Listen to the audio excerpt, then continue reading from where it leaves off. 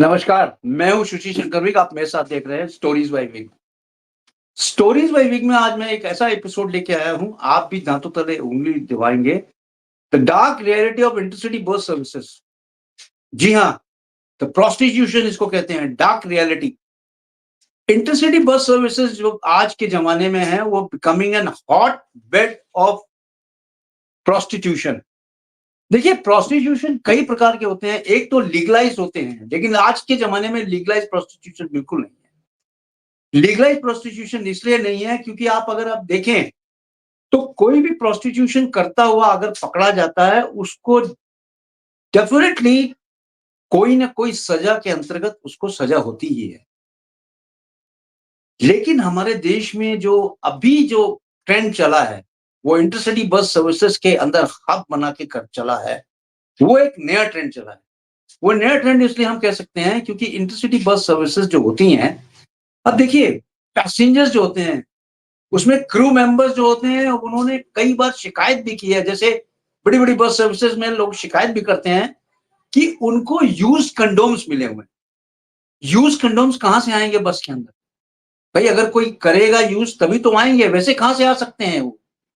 दूसरी बात, अगर वो क्रू मेंबर्स जो उसके होते हैं बस के, अगर वो बस मेंबर्स जाके अपने एसोसिएशन में शिकायत करते हैं, तो शिकायत दर्ज नहीं होती। क्यों? क्योंकि वो कमेंट्स डाल देते हैं ऐसे कि उस बस की सर्विसेज पे चढ़ने के लिए कोई राजी ही नहीं होता।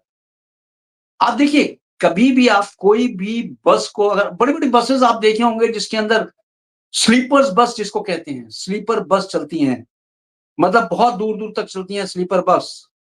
स्लीपर बस जैसे चेन्नई से कोयंबटूर चलती है और भी कई जगह चलती हैं जो स्लीपर बस होती हैं, उसको ये लोग जो है Kochi to Hyderabad and Coimbatore, Chennai to Bangalore, ये सारी बस सर्विसेज जो हैं पेड सर्विसेज होती हैं। और कोई भी इंसान अगर बस से ट्रैवल करता है स्लीपर बस से, तो बहुत ईज़िली यहाँ पे उसको प्रोस्टिट्यूशन का अड्डा मिल जाता है। आज देखिए किसी भी प्रोस्टिट्यूशन के साथ अगर प्रोस्टिट्यूट अगर आप लेके जाते हैं किसी भी होटल में, वहाँ महँगा पड़ता है। सबसे पहले तो वो आपसे आईडी माँगता है। होटल वाला कोई आईडी माँगता है, आप आईडी दीजिए। दोनों आदमी की आईडी लगती है। इस बस सर्विसेज में आपको कोई आईडी देने की ज़रूरत नहीं। आपने एक सीट बुक कराई, वो भी पीछे की सीट बुक कराई, जो बस होती है बड़ी लंबी होती है, पीछे की तरफ सीट बुक करा ली, नीचे की बुक करा ली, ऊपर की बुक करा ली, कोई पूछने वाला नहीं है। क्योंकि इसके अंदर कोई भी अगर आप बस में ट्रैवल करते हैं, तो केवल टिकट एक बार चेक होती है और कोई पूछता नहीं है आपको आप हैं कौन? क्या अगर मान लो बाय द वे पूछा भी गया, तो ये कंसर्न्ड एडल्ट होते हैं, यानी 18 इयर्स एंड अबव ये होते हैं और अपने को हस्बैंड वाइफ नहीं ट्रीट करके अगर पकड़े भी जाते हैं, तो बोलते हैं हम लिव इन रिलेशनशिप में हैं। अरे भाई लिव इन रिलेशनशिप में हो आप, तो इसको आप अड्डा कैसे बना रहे हो? बस के अंदर ऑल दिस नॉनसेंस क्यों वो हो रहा है? लेकिन नहीं, क्योंकि ये ईज़ीएस्ट है।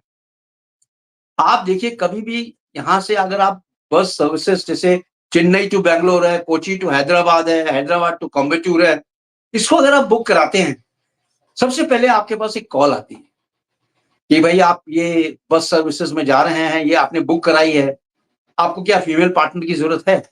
अगर आप एक सीट बुक कराओ, तो वो बोलते हैं आप हाँ, तो आपको कुछ वो फ़ोटोग्राफ्स भेजते हैं, जो दलाल होते हैं, वो आपको कुछ फ़ोटोग्राफ्स भेजते हैं। फ़ोटोग्राफ्स में से कहते हैं इसमें सेलेक्ट करो आप। जब उस फ़ोटोग्राफ्स में से आप सेलेक्ट कर लेते हैं, तो उसमें से आप बोलते हैं, उनके दाम होते हैं 2000 से लेके 10,000 तक और आपके साथ वो जाती हैं, टिकट वो बुक कराते हैं, दलाल टिकट बुक करा देते हैं दोनों की। आपको बोर्डिंग भी करा देते हैं, बोर्डिंग कराने के बाद आपको ईज़िली छोड़ भी देते हैं, आप चले भी जाते हैं और रात भर आप एन्जॉय करिए ट्रैवलिंग में, वापस आप आ जाइए उसके साथ। यही आजकल मज़ा है। प्रोस्टिट्यूशन का एक हब हो गया है चलती-फिरती बस के अंदर, इंटरसिटी बसेस के अंदर। अब देखिए इसमें क्रू मेंबर्स ने बहुत शिकायतें की हैं कि हमें बहुत सारे यूज्ड कंडोम्स मिले हैं, लेकिन कोई शिकायत पे अमल नहीं करता है। क्यों?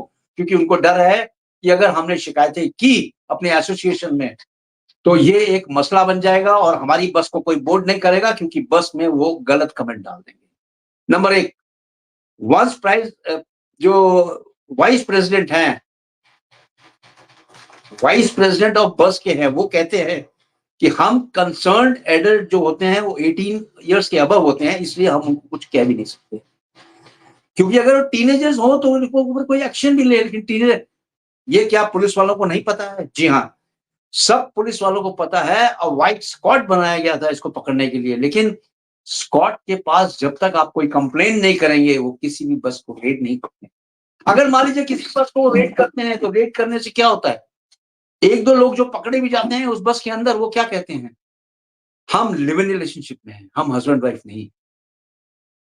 आपने उनको बोला लिव इन रिलेशनशिप में है, वो भी कुछ नहीं कर सकते। लिव इन रिलेशनशिप जो है लीगलाइज्ड है। इसलिए ये सब हब के अंदर चल रहा है। प्रोस्टिट्यूशन जो है, अगर आप देखा जाए तो प्रोस्टिट्यूशन इज इलीगल।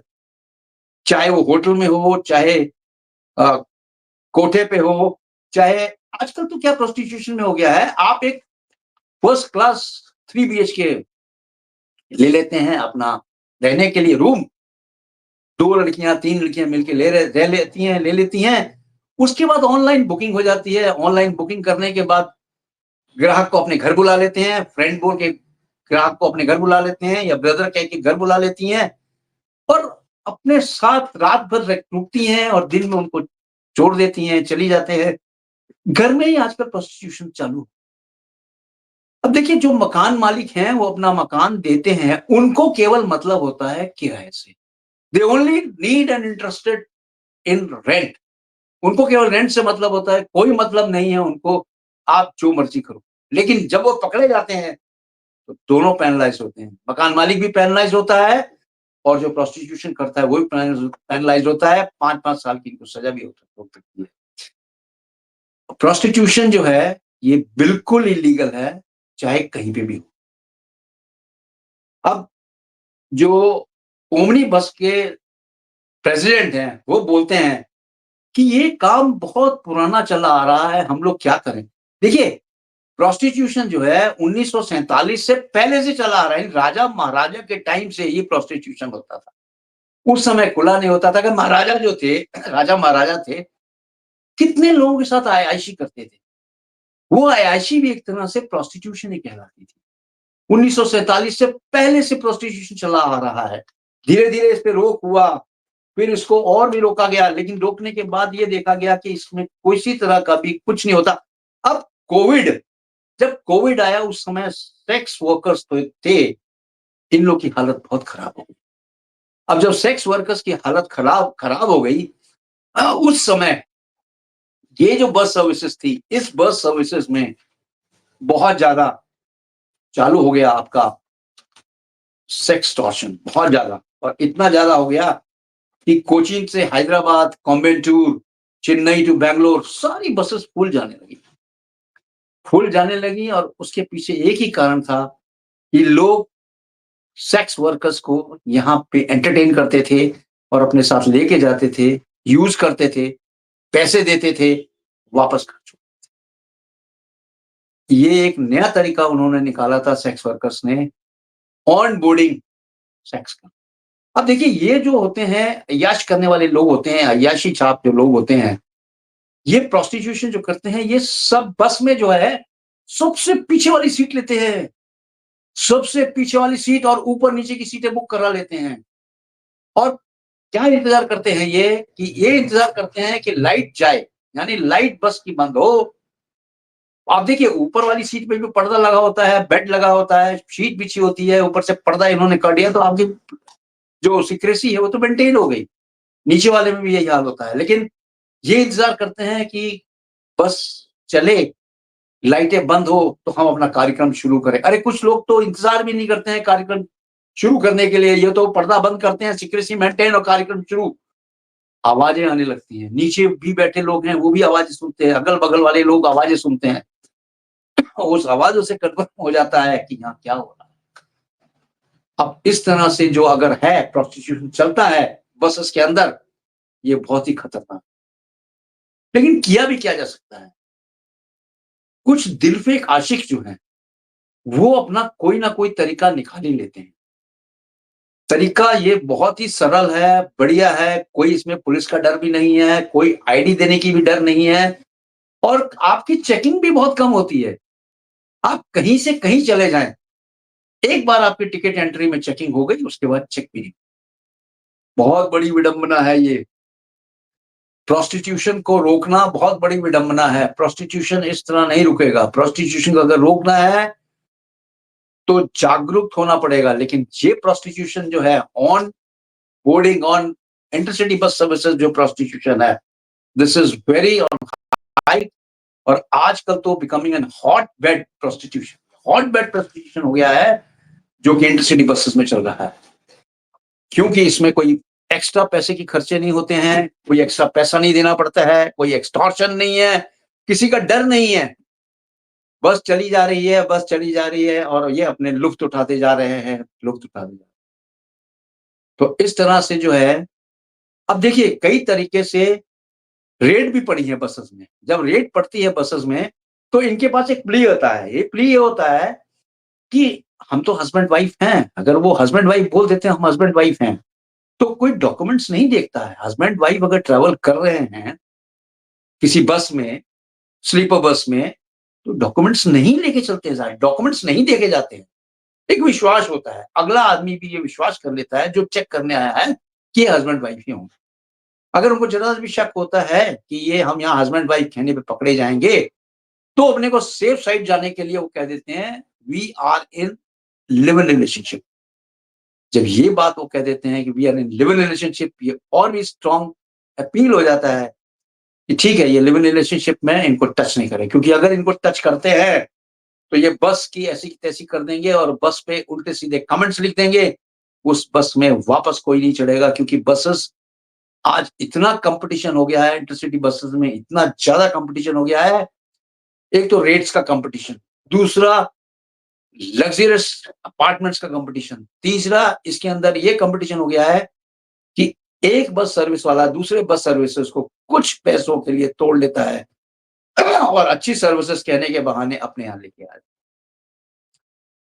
और जो ट्रैवलर्स है, जो ट्रैवल करते हैं, डेली के ट्रैवलर्स हैं या वीकली ट्रैवलर्स हैं, वो चाहते हैं सेफ साइड, कोई टेंशन नहीं चाहते हैं। वो टेंशन फ्री अपना चाहते हैं कि हम कहीं पे भी जाएं टेंशन फ्री हो। तो इसलिए इंटरबस सर्विसेज जो है वो एक तरह से खतरा बनती जा रही है स्टेट्स के लिए। तो इसको रोकना पड़ेगा। इसको रोकने के लिए आप कदम उठाएं और आप कदम उठाएंगे तभी ये रुकेगा।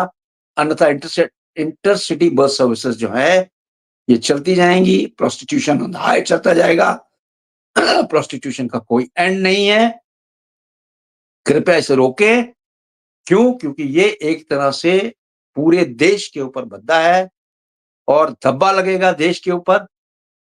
इसी के साथ अगर आपने स्टोरीज बाय विक को सब्सक्राइब नहीं किया है तो सब्सक्राइब कर लें।